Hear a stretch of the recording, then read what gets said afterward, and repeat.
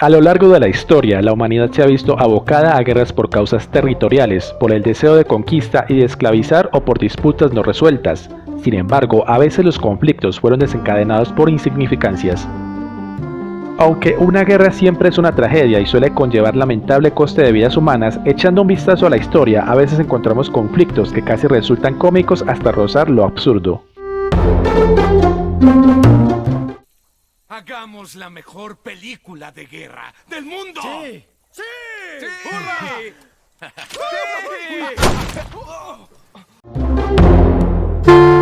Se le llama Guerra de los Pasteles a la primera intervención francesa en México en el año 1838. Fue una incursión a México llevada a cabo por las tropas francesas a mediados del siglo XIX. Entre los ciudadanos franceses que exigían una compensación había un pastelero de nombre Remontel, establecido en Tacubaya, Ciudad de México, quien en 1838 afirmó haber sufrido una pérdida de 60,000 pesos en pasteles durante los enfrentamientos.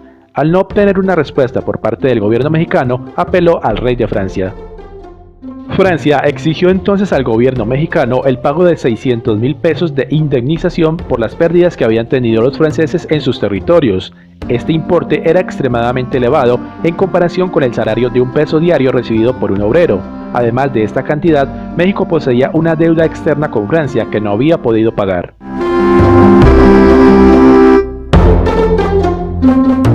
Así inició una guerra entre Francia y México en territorio mexicano entre el año 1838 y 1839, durante la Edad Contemporánea. Por otra parte, en ella también contó con la incursión de países aliados que brindaron apoyo militar en ambos bandos. Por ejemplo, Estados Unidos y la entonces República de Texas fueron los aliados de Francia, y el Reino Unido y la entonces colonia británica de Canadá los aliados de México. Reino Unido se movió a la zona de conflicto, una estación de policía, con el fin de mediar en las negociaciones entre las dos partes, ya que el bloqueo francés impidió el acceso de varios países europeos a uno de los mercados más importantes de las Américas. Las dos partes se reunieron en Veracruz y el 9 de marzo de 1839 se firmó la paz. México acepta pagar la compensación de 600,000 pesos exigida por Francia. Por su parte, Francia retiraba su flota y devolvía a los barcos mexicanos que habían sido apresados. Se calcula que el saldo total de heridos y muertos fue de 127 muertos y 180 heridos. Hagamos la mejor película de guerra del mundo. ¡Sí! ¡Sí! ¡Sí! ¡Hurra!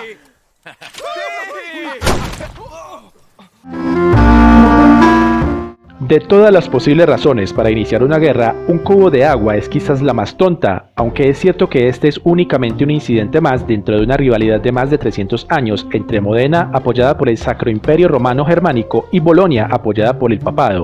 Ocurrió en 1325. Tras meses de tensión entre las dos ciudades-estado, un grupo de soldados de Modena se infiltraron en Bolonia y robaron un cubo de un pozo del centro de la ciudad. Las autoridades boloñesas se tomaron muy mal lo sucedido y demandaron su devolución. Como los modenenses se negaron, en Bolonia reunieron un ejército de 30,000 hombres que se enfrentaron a los 7,000 de Modena en la batalla de Zapolino. Pese a la diferencia numérica, los ladrones de cubos se impusieron en una batalla en la que murieron cerca de 2,000 personas.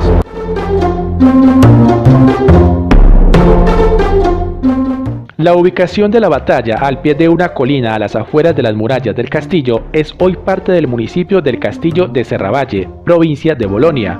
En algunas versiones de los acontecimientos cuentan que blandieron el cubo sobre una lanza a modo de estandarte, como un botín de guerra frente a los defenestrados boloñeses. Modena se pudo quedar con el cubo, del que hoy se puede ver una réplica en la Torre della Ghigliardina, conmemorando aquella victoria. Hagamos la mejor película de guerra del mundo. ¡Sí! ¡Sí! ¡Sí! ¡Hurra!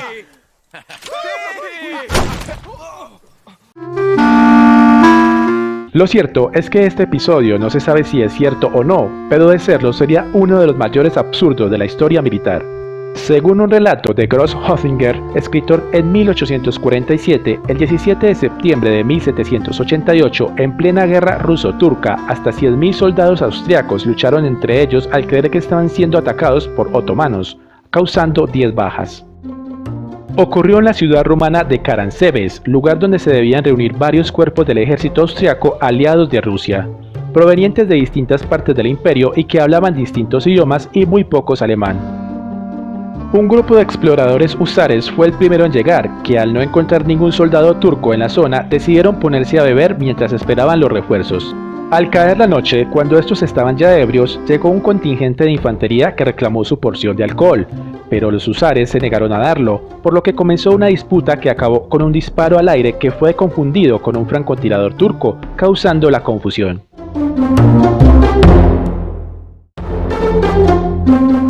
Para tratar de poner orden, los oficiales alemanes comenzaron a gritar "Halt", traducido al español "alto", pero que los rumanos que no sabían alemán confundieron con el grito "Alá", que usaban los turcos.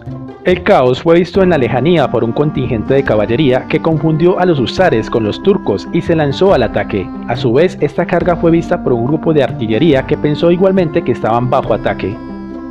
El caos fue tal que todo el ejército se retiró ante un enemigo imaginario. 2 días después llegaron los otomanos reales, que encontraron los cadáveres, los heridos y tomaron fácilmente la ciudad. Hagamos la mejor película de guerra del mundo. Sí. Sí. Sí. ¡Hurra!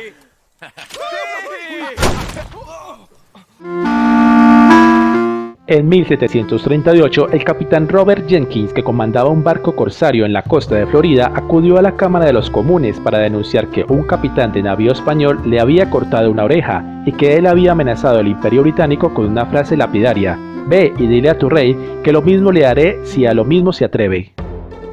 Ante la afrenta hispana, Londres encargó al almirante Vernon que reuniera una enorme flota, compuesta por 180 navíos y más de 20.000 hombres, para atacar Cartagena de Indias.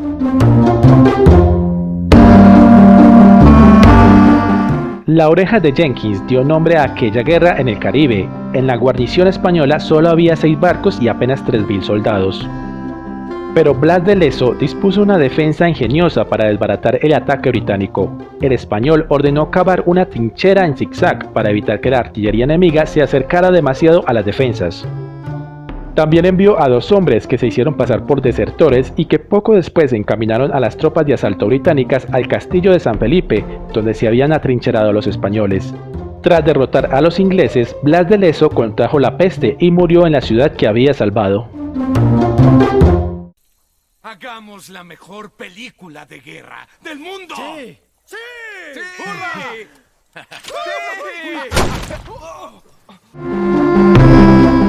En 1859, Estados Unidos llevaba ya cerca de 80 años independizado del Reino Unido, pero algunas zonas de las fronteras entre la joven potencia y el viejo imperio todavía no estaban claras. Uno de estos puntos era una serie de islas frente a Vancouver, que ambos consideraban suyas. En algún momento antes de 1859, una compañía británica que consideraba bajo el poder la monarquía inglesa convirtió aquellas islas en un rancho de ovejas. Poco después, un grupo de unos 30 colonos americanos, considerando aquello una extensión de la Tierra de las Libertades, se instaló en las islas sin parecerle raro que hubiera tantas ovejas.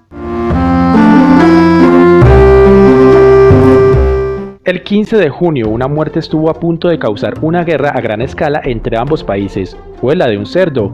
Uno de los colonos americanos lo encontró comiéndose sus patatas. Tal fue su enfado que le disparó, matándolo y causando el enfado de un irlandés a la postre dueño del cerdo que estaba en la isla cuidando las ovejas. Como no llegaron a un acuerdo para reparar los daños, el irlandés pidió el arresto del americano, que a su vez reclamó la ayuda del ejército. El 10 de agosto, 461 soldados americanos con 14 cañones estaban atrincherados en la isla, rodeados por 5 navíos de guerra británicos con más de 2.000 soldados. El gobernador británico dio la orden de asaltar la isla, pero el almirante Robert Baines desobedeció, asegurando que 2 grandes naciones comiencen una guerra por un cerdo era estúpido. Ambos comandantes dieron a sus hombres la orden de solo disparar si eran atacados. Cuando las noticias del suceso llegaron a Washington y a Londres en septiembre, comenzaron las negociaciones para evitar un conflicto mayor. Finalmente se llegó a un acuerdo por el que ambos países mantenían el control militar compartido de las islas. Hagamos la mejor película de guerra del mundo. Sí. Sí. Sí. ¡Hurra!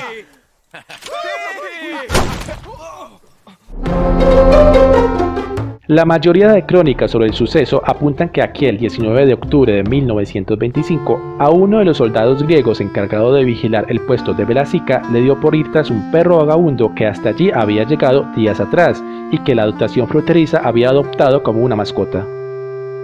El can comenzó a caminar y cruzó la frontera, y el despistado soldado fue tras él, sin darse cuenta que ilegalmente estaba pisando terreno enemigo, por lo que fue abatido de un tiro por un centinela fronterizo búlgaro.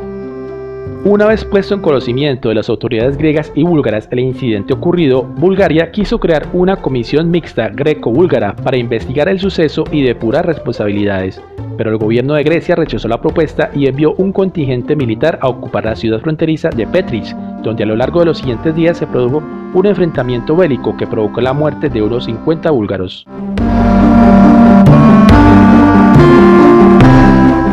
Finalmente, la Sociedad de las Naciones decidió mediar en el conflicto y sancionó a Grecia con una multa de 45.000 libras esterlinas, ordenando el alto al fuego y obligando la retirada de los soldados griegos de suelo búlgaro. El 29 de octubre se ponía fin al conflicto, acatando el gobierno griego la resolución del organismo internacional. Cabe destacar que muchos son los historiadores que defienden una versión diferente de los hechos, señalando que no hubo ningún perro extraviado y que quien realizó la primera incursión ilegal en terreno contrario fueron los búlgaros, y no el 19 de octubre, tal y como señalan las otras crónicas, sino un día antes quienes cruzaron la frontera y asesinaron a un soldado y un capitán griegos, de ahí que el gobierno de Grecia ordenase la invasión y ataque posterior. Ha pasado casi un siglo desde los hechos y todavía al día de hoy cada país e historiador sigue defendiendo una versión diferente de lo sucedido y de quién fue realmente el primero en provocar el conflicto. En caso de que no los vea, buenos días, buenas tardes y buenas noches.